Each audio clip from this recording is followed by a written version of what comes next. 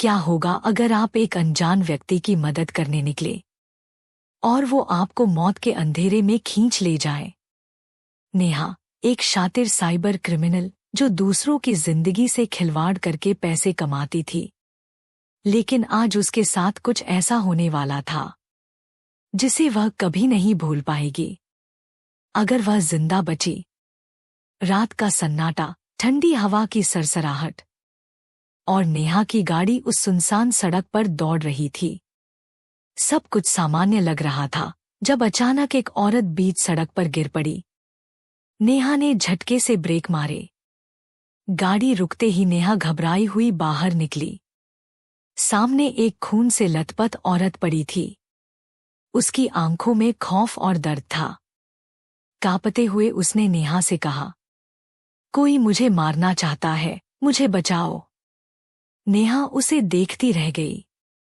अजीब सा खिंचाव था उस औरत में, लेकिन मदद करने के अलावा नेहा के पास और कोई रास्ता नहीं था। उसने उसे गाड़ी में बिठाया और पूछा, कहाँ चलना है? औरत की आवाज में रहस्यमयी सर्दी थी। उसने कहा, एक पुरानी हवेली है, वहीं चलो। वहां एक ओझा रहता है जो मेरी मदद कर सकता है। नेहा ने खुद से कहा, ये सब क्या हो रहा है? लेकिन किसी अजीबोगरीब ताकत के चलते उसने कार हवेली की तरफ मोड़ दी। रास्ता और भी डरावना होता जा रहा था, जैसे हर मोड़ पर अंधेरा उसे निगलने को तैयार हो। कुछ ही देर में नेहा एक पुरानी, खंडहर जैसी हवेली के सामने थी। हवा में सर्द झोंके थे, जैसे कोई अदृश्य शक्ति वहां मंडरा रही हो। हवेली में घुसते ही नेहा का दिल जोर से धड़कने लगा। चारों तरफ अजीबोगरीब निशान थे और हवेली की दीवारें मानो सदियों से किसी भयानक रहस्य को दबाकर रखे हुए थीं। उस महिला ने कहा, ओझा को बुलाने दो, वह मेरी मदद करेगा। तभी एक बूढ़ा ओझा अंधेरे से बाहर आया। उसकी सफेद आंखें और सर्द मुस्कान ने नेहा के शरीर में सिहरन पैदा कर दी। उसने सीधी नेहा की तरफ देखा और ठंडी आवाज में कहा, तुम्हें यहां नहीं आना चाहिए था।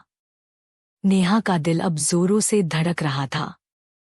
उसे समझ में नहीं आ रहा था कि ये ओझा उसे कैसे जानता है।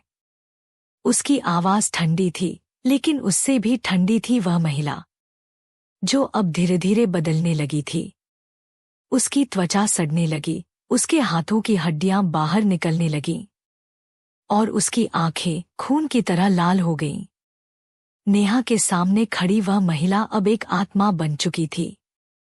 तुम कौन हो? नेहा की आवाज कांपने लगी थी। वह आत्मा धीरे से हंसते हुए बोली, तुम भूल गई नेहा, मैं रिया हूं, वही लड़की जिसे तुमने ब्लैकमेल किया था।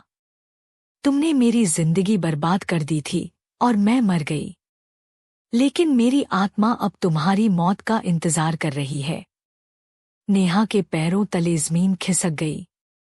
उसे याद आया कि रिया वही लड़की थी जिसे उसने ब्लैकमेल करके उसकी जिंदगी को नर्क बना दिया था।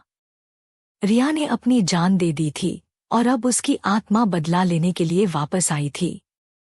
नेहा ने कांपते हुए माफी मांगी, मुझे माफ कर दो, मैं नहीं जानती थी कि ऐसा होगा। लेकिन रिया की आत्मा की आंखों में केवल बदले की आग थी। उसने ठंडी हंसी के साथ कहा, मौत की माफी नहीं होती नेहा, अब तुम्हारी आत्मा मेरी होगी। नेहा भागने की कोशिश करने लगी, लेकिन हवेली की दीवारें सिकुड़ने लगीं, जैसे वह उसे निगलने आ रही हों। हर कदम पर घुटन का एहसास होता। नेहा ने मदद के लिए चीखने की कोशिश की, पर उसकी आवाज गले में ही घुट गई। रिया की आत्मा ने अपने ठंडे हाथ नेहा के गले पर रख दिए और धीरे धीरे उसकी आत्मा को खींचने लगी। नेहा की आंखें चौड़ी हो गईं, जैसे उसकी जिंदगी उसके शरीर से बाहर खिंच रही हो। रिया की आत्मा ने जोर से चीखते हुए कहा, अब तुम्हें वही दर्द महसूस होगा जो मैंने झेला था। और एक आखिरी चीख के साथ नेहा की आत्मा उसके शरीर से बाहर निकल आई। हवेली के सन्नाटे में सिर्फ नेहा का बेजान शरीर पड़ा था। उसकी आंखें खुली थी, लेकिन उसमें अब कोई जीवन नहीं था।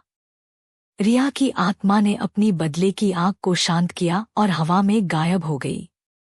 और अब वो हवेली सिर्फ एक कहानी नहीं, बल्कि आत्मा का वो अड्डा बन चुकी थी जहां कोई भी कदम रखने की हिम्मत नहीं करता।